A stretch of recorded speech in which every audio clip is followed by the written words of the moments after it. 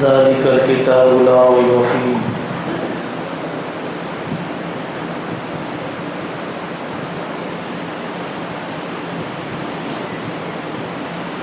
قرآن کے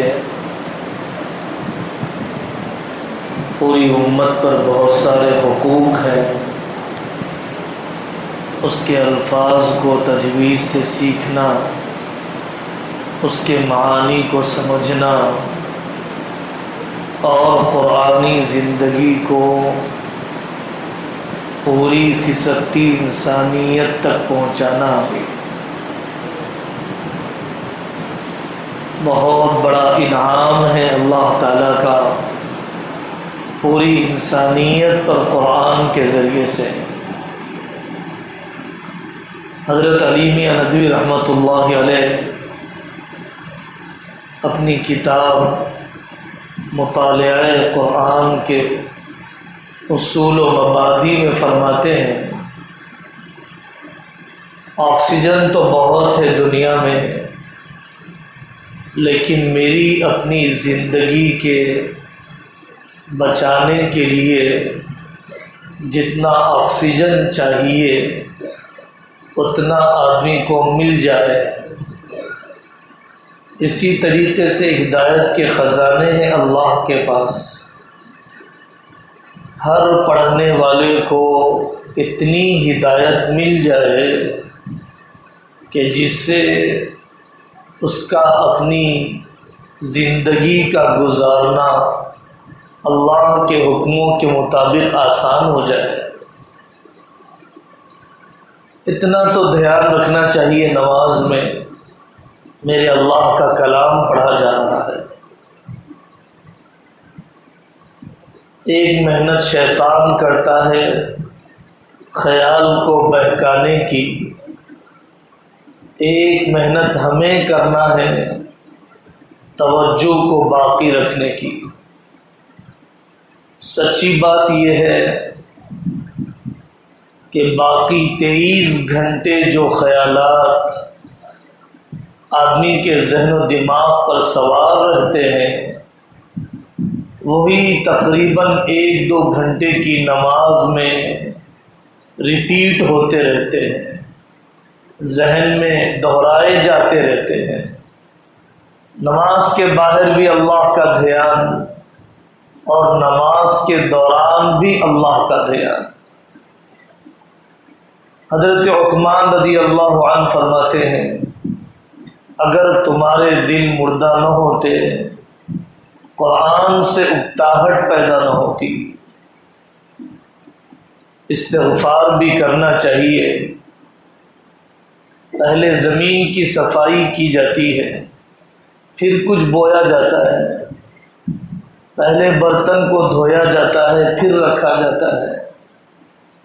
اپنے دل کو بھی سنوار لینا چاہیے کہ واقعتاً روزے کے انوارات مل جائے، قرآن کی تجلیات مل جائے، نئی زندگی کی شروعات کے فیصلے ہو جائیں. ہدایت اس نور کو کہا جاتا ہے جس کے ذریعے سے آدمی حق اور باطل میں فرق کر لیتا ہے. جیسے دنیا کی چیزوں کے لیے 2 روشنی چاہیے، ایک آنکھ کی روشنی چاہیے، ایک باہر کی روشنی چاہیے. آنکھ کی روشنی نہ ہو تب بھی دنیا نظر نہیں آتی ہے، باہر بجلی کی روشنی نہ ہو، سورج کی روشنی نہ ہو تب بھی دنیا نظر نہیں آتی ہے. ایسے ہی انسان کو 2 نور چاہیے، ایک ہدایت کا نور چاہیے اور ایک علم کا نور چاہیے.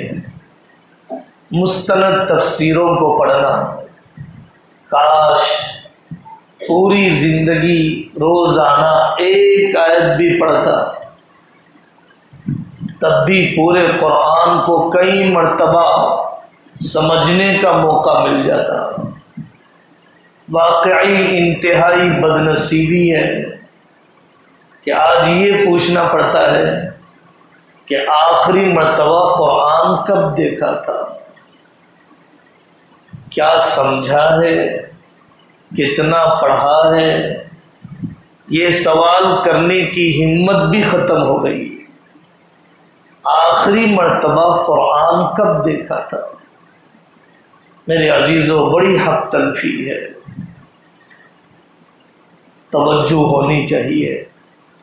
نیت آدمی کرتا ہے تو اللہ تعالیٰ بہت سے ان پڑھوں کو بھی الفاظ بھی سکھا دیتے ہیں، معانی بھی سمجھا دیتے ہیں، قرآنی زندگی کی دعوت کے لیے بھی قبول کر لیتے ہیں۔ مسلمانوں کی کتاب نہیں ہے صرف یہ، پوری انسانیت کی کتاب ہے۔ اجارہ داری نہ سمجھی جائے، دوسروں کو دینے سے نہ روکا جائے۔ جس آدمی کے بارے میں اطمینان ہے وہ بے ادبی نہیں کرے گا، توہین نہیں کرے گا، ایسے آدمی کو قرآن ضرور دینا چاہیے۔ حضرت مولانا مفتی تقی عثمانی صاحب کا مختصر تشریحی ٹرانسلیشن انگلش میں، اردو میں موجود ہے۔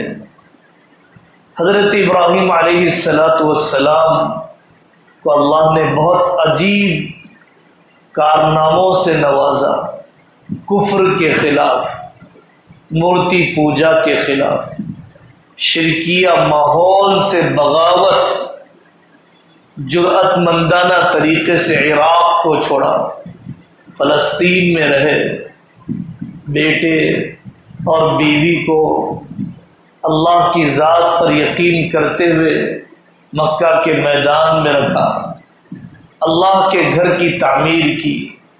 دعا یہ ہے کہ ایک عظیم انسان پیدا ہو جائے جو اس گھر کو آباد کر دے، اس کے پیغام کو عام کر دے۔